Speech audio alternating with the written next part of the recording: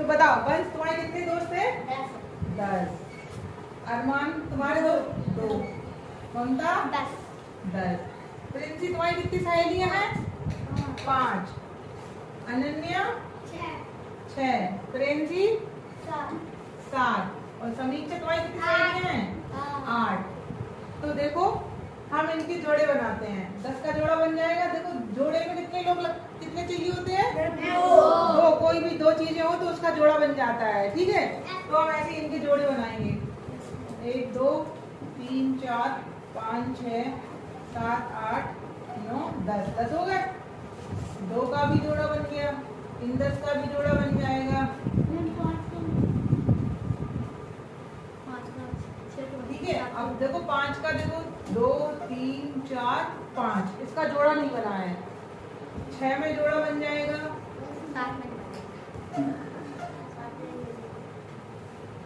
2 3 4 5 6 7 इसका जोड़ा नहीं बना। देखो 1 2 3 4 5 6 7 8। अब देखो किस का जोड़ा नहीं बना? एक ये 5 का जोड़ा नहीं बना, एक ये 7 का जोड़ा नहीं बना।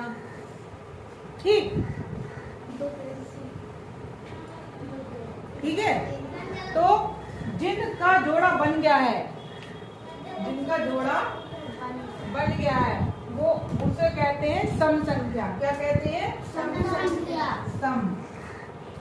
और ये संख्या कैसी है? सम संख्या। मतलब जिसका जोड़ा बन जाता वो होते हैं सम और उसको कहते हैं सम संख्या। और जिसका जोड़ा नहीं बना है उसे कहते हैं विषम। विषम संख्या। तो आज हम लोग पढ़ेंगे सम संख्या और विषम संख्या। समझ में आ रहा है? सम संख्या कौन सी होती है? सम संख्या कौन सी होती है? जिनका जोड़ा बन जाता है। जिनका जोड़ा बन जाता है वो होती है सम संख्या। चलो अब ये तो छोटी संख्या थी तो हमने जोड़े बना लिए। मान लो कोई हम बड़ी संख्या हो, मान लो 102 कह दे कोई है, या 1000 से ऊपर की संख्या करे तो उनके जोड़े कैसे बनाओगी? उनके जोड़े बना पाओगे? वाह। तो उनको हम कैसे करेंगे कि जोड़ा कितने का बनता है? 2 का। तो उसमें क्या करेंगे? हम 2 से भाग दे देंगे। तो क्या करेंगे? जिस संख्या, जैसे मान लो हमने लिखा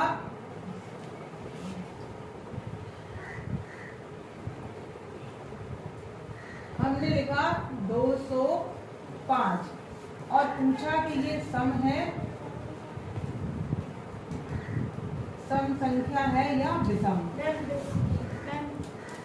तो हम कैसे निकालेंगे? पहले तो देखो कैसे निकालना है। जोड़ा कितने का बनता है? 2 का। तो हम क्या करेंगे? इसमें 2 से भाग दे देंगे। ठीक, 2 का पारा 2 में पड़ेंगे। 2 एकम 2। कितना बचा?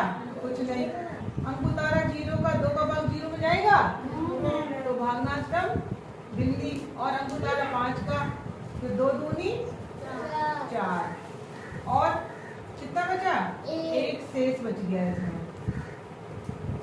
यानी कि इसका जोड़ा बना कि नहीं बना? नहीं बना, क्योंकि लास्ट में 5 है ना। 5 का जोड़ा तो बनता ही नहीं है। अब मान लो एक संख्या और हम ले रहे हैं। मान लो हमने लिया 98। ये सम है कि नहीं? इसके लिए क्या करेंगे? इसका 2 का भाग दे देंगे। चलो देख तो लो। 2 चौको 8। बचा कितना? 1 अंक उतारा 8 का। 2 नम 18। यहाँ कुछ भी नहीं बचा है। जब यहाँ पे कुछ भी नहीं बचता है इसका मतलब वो क्या है? सम संख्या है। और अगर यहाँ पे शेष बचता है तो वो सम संख्या नहीं है। समझ में आ रहा है? सम और विषम संख्या कैसे निकालोगे? अगर हम 2 का भाग दें और शेषफल आए तो कौन सी संख्या है? विषम संख्या। कौन सी संख्या है? विषम संख्या। और हम जब 2 का भाग दें और शेषफल ना आए, शेषफल ना आए तो वो कौन सी संख्या है? सम संख्या। इतना समझ में आ रहा है सबको? सम संख्या और विषम संख्या समझ में आ रही है? कैसे पता करोगे? अब देखो एक सरल तरीका और है, कैसे पहचानेंगे?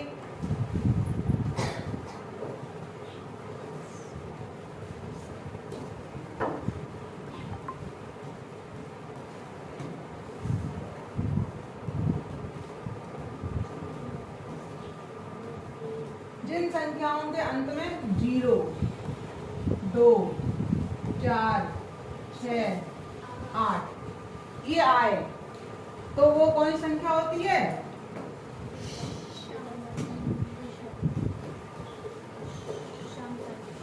सम संख्या होती है वो। जिन संख्या के अंत में 0, 2, 4, 6, 8 यानी 2 का पहाड़ा जब हम शुरू करते हैं तो 2 एकम 2, 2 दूनी 4, 2 तीन 6, 2 चौकोट और 2 पंचे 10, 10 का 0 लिया हमने। फिर 2 छक 12, 12 का फिर 2 आ गया तो 7 14, 2 8 16, 2 9 18 और 2 दम 20 में फिर 0 लास्ट में आ गया। तो क्योंकि जोड़ा हमारा 2 का बनता है इसलिए हमने 2 के पहाड़े से संख्या ली है।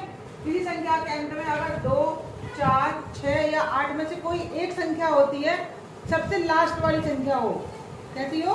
लास्ट वाली यानी कि इकाई का अंक होना चाहिए। जैसे हमने लिखा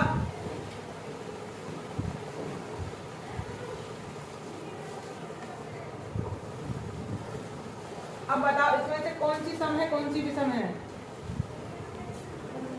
एक संख्या ये है और एक संख्या ये है। हाँ नीचे वाली संख्या सम है क्योंकि इसमें सबसे लास्ट का जो इकाई का अंक है वो क्या है? 0 है। अगर 0 है तो हम वैसे ही कह देंगे कि ये सम संख्या है, इसमें 2 का भाग देने की जरूरत नहीं पड़ती है हमें। और इसमें 1 है, यहाँ तो 1 है नहीं तो ये कौन संख्या हो गई? विषम।